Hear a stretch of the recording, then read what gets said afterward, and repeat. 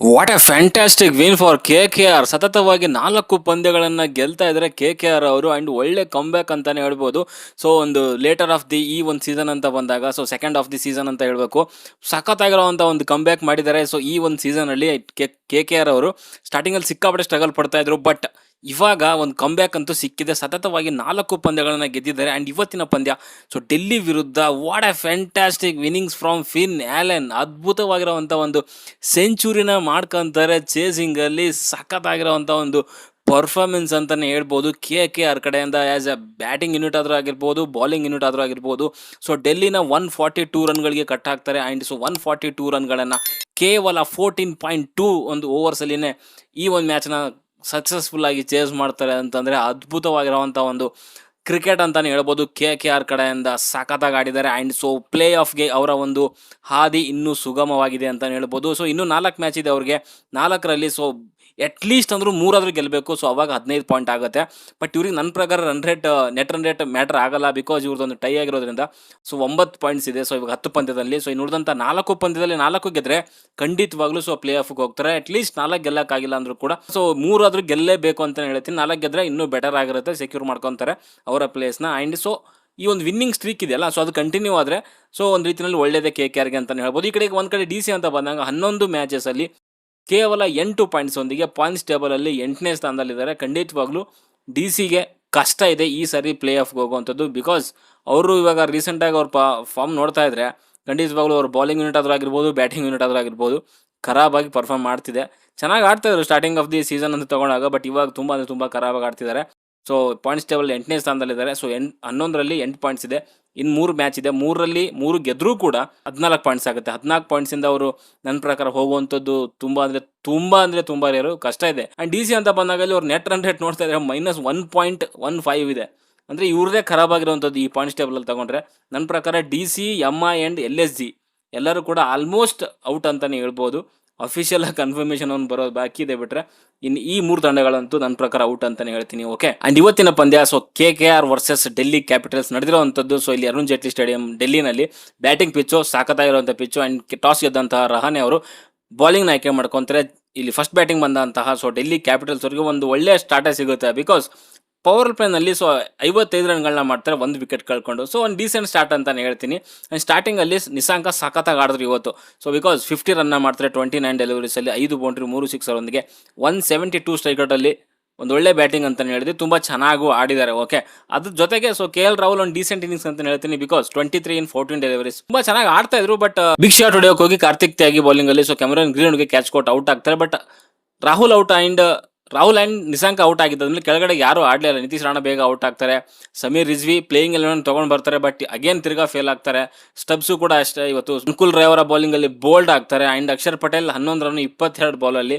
ಆಶುತೋಷ್ ಶರ್ಮಾ ಜೊತೆಗೆ ಒಂದು ಪಾರ್ಟ್ನರ್ಶಿಪ್ ಅಂತೂ ಮಾಡ್ತಾರೆ. ಸ್ಟ್ರೈಕ್ ರೇಟ್ ತುಂಬ ಕಮ್ಮಿ ಇತ್ತು ಅಲ್ಲಿ. ಅಕ್ಷರ್ ಪಟೇಲ್ ತೊಗೊಂಡ್ರೆ ನೀವು 22 ಬಾಲಲ್ಲಿ 11 ರನ್ನ ಮಾಡಿದ್ದಾರೆ.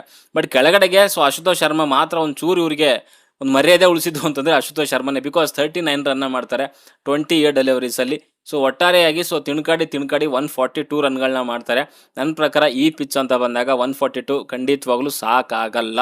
ಇದು ಒಂದು ರೀತಿಯಲ್ಲಿ ಬಿಲೋ ಪಾರ್ ಸ್ಕೋರ್ ಅಂತಲೇ ಹೇಳ್ಬೋದು. 8 ವಿಕೆಟ್ಗಳನ್ನ ಕಳ್ಕೊಂಡು 142 ರನ್ನ ಮಾಡ್ತಾರೆ 20 ಓವರಲ್ಲಿ ಅಂತಾನೆ ಹೇಳ್ಬಹುದು. ನಿಸಾಂಕ ಆ್ಯಂಡ್ ಆಶುತೋಷ್ ಶರ್ಮಾ ಬಿಟ್ಟರೆ ಇನ್ಯಾರು ಕೂಡ ಅಂತ ಒಂದು ಒಳ್ಳೆ ಬ್ಯಾಟಿಂಗ್ ಆಡಿಲ್ಲ ಅಂತಾನೆ ಹೇಳ್ತೀನಿ. ಓಕೆ. ಆ್ಯಂಡ್ ಇನ್ನು ಸೊ ಈ KKR ಬೌಲಿಂಗ್ ಅಂತ ಬಂದಾಗ ಎಲ್ಲರೂ ಕೂಡ ಸಖತ್ತಾಗಿ ಮಾಡಿದ್ದಾರೆ ಅಂತಲೇ ಹೇಳ್ಬೋದು. ಕ್ಯಾಮರನ್ ಗ್ರೀನ್ ಬಿಟ್ಟರೆ ಅನುಕೂಲ್ ರಾಯಿಂದ ಹಿಡ್ಕೊಂಡು ವರುಣ್ ಚಕ್ರವರ್ತಿ ಗಂಟನೂ ಕೂಡ ಎಲ್ಲರೂ ತುಂಬ ಚೆನ್ನಾಗಿ ಮಾಡಿದ್ದಾರೆ.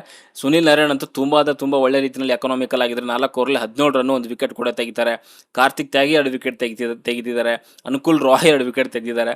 ಅದ್ಭುತವಾಗಿರುವಂಥ ಒಂದು ಬೌಲಿಂಗ್ ಪರ್ಫಾರ್ಮೆನ್ಸ್ ಅಂತಾನೆ ಹೇಳ್ತೀನಿ. ಓಕೆ. ಆ್ಯಂಡ್ ಈ ಒಂದು 143 ರನ್ಗಳನ್ನ ಒಂದು ಚೇಸ್ನ ಬೆನ್ನತ್ತಂತಹ KKRಗೆ ಡೀಸೆಂಟ್ ಆಗಿರುವಂಥ ಸ್ಟಾರ್ಟ್ ಅಂತಾನೆ ಹೇಳ್ತೀನಿ, ಬಿಕಾಸ್ 3 ಓವರಲ್ಲಿ 29 ರನ್ನ ಮಾಡ್ತಾರೆ, 1 ವಿಕೆಟ್ ಕೂಡ ಕಳ್ಕೊಂತಾರೆ.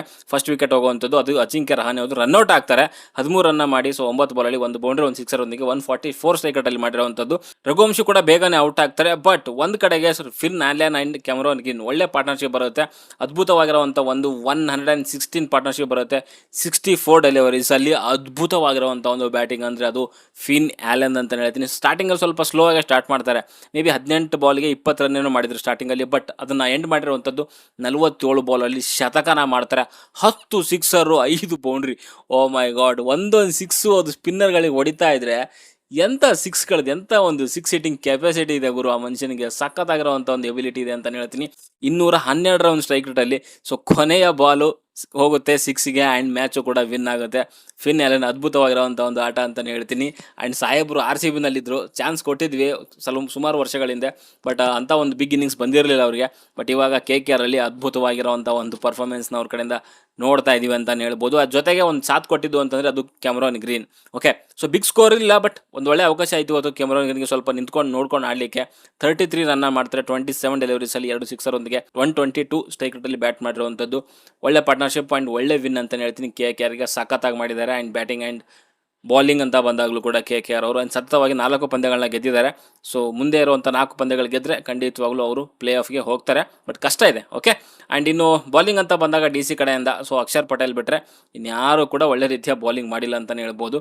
ಲುಂಗಿ ಅಂಗಡಿಗೆ ಯಾಕೆ ಕಂಪ್ಲೀಟ್ ಮಾಡಿಸಲಿಲ್ಲ ಓವರ್ ಅಂತ ಗೊತ್ತಾಗಲಿಲ್ಲ ನನಗೆ. ಬಿಕಾಸ್ 2 ಓವರ್ ಮಾತ್ರ ಹಾಕಿರುವಂಥದ್ದು. ಎಕನಾಮಿಕಲ್ ತುಂಬ ಚೆನ್ನಾಗಿದ್ದಾರೆ, 2 ಓವರಲ್ಲಿ 7 ರನ್ ಮಾತ್ರ ಕೊಟ್ಟಿರುವಂಥದ್ದು. 2 ಓವರ್ ಹಾಕ್ಸೇ ಇಲ್ಲ ಅವ್ರ ಕಡೆಯಿಂದ, ಯಾಕೆ ಅಂತ ಗೊತ್ತಿಲ್ಲ. ಆ್ಯಂಡ್ DC ಬಗ್ಗೆ ಮಾತಾಡಬೇಕು ಅಂದರೆ ಯಾಕೆ ಡೇವಿಡ್ ಮಿಲ್ಲರ್ ಅವ್ರನ್ನ ಪ್ಲೇಯಿಂಗ್ ಎಲೆವೆನ್ ಆಡಿಸ್ತಿಲ್ಲ ಅಂತ ಅರ್ಥ ಆಗ್ತಿಲ್ಲ ನನಗೆ. ಸೊ ಈ ತುಂಬ ಅಂದರೆ ತುಂಬ ವರ್ಸ್ಟ್ ಡಿಸಿಷನ್ ಅಂತಲೇ ಹೇಳ್ತೀನಿ. ಬಿಕಾಸ್ ಪ್ಲೇಯಿಂಗ್ ಎಲೆವೆನ್ನಲ್ಲಿ ಖಂಡಿತವಾಗ್ಲೂ ಡೇವಿಡ್ ಮಿಲ್ಲರ್ ಇರಲೇಬೇಕು. ನೀವು ಬೇಕು ಅಂದರೆ ನಿಶಾಂಕ್ ಅವ್ರನ್ನ ಆಚೆ ಕೂರಿಸ್ಬಿಟ್ಟು ಪೋರೆಲ್ ಅಥವಾ ಪೃಥ್ವಿ ಶಾ ಕಡೆಯಿಂದ ಓಪನ್ ಮಾಡಿಸಿ. ಸೊ ಕೆಳಗಡೆಗೆ ಮಿಡ್ಲ್ ಆರ್ಡರ್ಸಲ್ಲಿ ಅಲ್ಲಿ ಡೇವಿಡ್ ಮಿಲ್ಲರ್ ಬೇಕೇ ಬೇಕು ಅಂತ ಒಬ್ಬ ಎಕ್ಸ್ಪೀರಿಯನ್ಸ್ ಇರೋವಂಥ ಬ್ಯಾಟರ್ನ ನೀವು ಆಚೆ ಕೂರಿಸಿದ್ರಿ ಅಂತಂದರೆ ಏನು ಹೇಳಬೇಕು. ನಿಶಾಂಕನ ಬೇಕಿದ್ರೆ ನೀವು ಆಚೆ ಕೂರಿಸಿ, ಲೆಫ್ಟ್ ಟು ರೈಟ್ ಕಾಂಬಿನೇಷನ್ ಕೂಡ ತುಂಬ ಚೆನ್ನಾಗಿರುತ್ತೆ. ಪೋರೆಲ್ ತುಂಬ ಒಂದು ಒಳ್ಳೆ ಬ್ಯಾಟರ್ ಅವನು.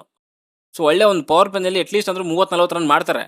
ಸೊ ಅಂಥವ್ರನ್ನ ತೊಗೊಂಡು ಬರೋದು ಬಿಟ್ಟು ಸೊ ನಿಶಾಂಕನ ಕಂಟಿನ್ಯೂ ಮಾಡಿಸಿ ಸೊ ಇಲ್ಲಿ ಇಂಪ್ಯಾಕ್ಟ್ ಪ್ಲೇಯರಲ್ಲಿ ಸೊ ಬೆಂಚ್ ಮಾಡಿಸ್ತೀರಾ ಅಂತಂದರೆ ಖಂಡಿತವಾಗ್ಲೂ ವರ್ಸ್ಟ್ ಡಿಸಿಷನ್ ಅಂತಲೇ ಹೇಳ್ತೀನಿ ನಾನು. ಮೇ ಬಿ ಇದನ್ನು ನೆಕ್ಸ್ಟ್ ಮ್ಯಾಚಿಂದ ತಿದ್ಕೊಂತಾರೋ ಎಲ್ಲೋ ಗೊತ್ತಿಲ್ಲ, ಬಟ್ ಕಷ್ಟ ಇದೆ ಇವಾಗ. ಮ್ಯಾಚಸ್ ಇರೋವಂಥ ಮ್ಯಾಚಸ್ ಎಲ್ಲ ಗೆದ್ರೂ ಕೂಡ ಅವರು ಪ್ಲೇ ಆಫ್ಗೆ ಬರುವಂಥದ್ದು ಕಷ್ಟ ಇದೆ. ಅಟ್ಲೀಸ್ಟ್ ಸೊ ಈ ಒಂದು ಚೇಂಜಸ್ನ ಮಾಡಿದ್ರೆ ಬೆಟರ್ ಆಗುತ್ತೆ ಅಂತಲೇ ಹೇಳಬಹುದು. ಓಕೆ, ಸೊ ಸದ್ಯಕ್ಕೆ ಅಷ್ಟೇ, ಮುಂದಿನ ಸಿಗೋವರೆಗೂ ಬಾಯ್ ಬಾಯ್.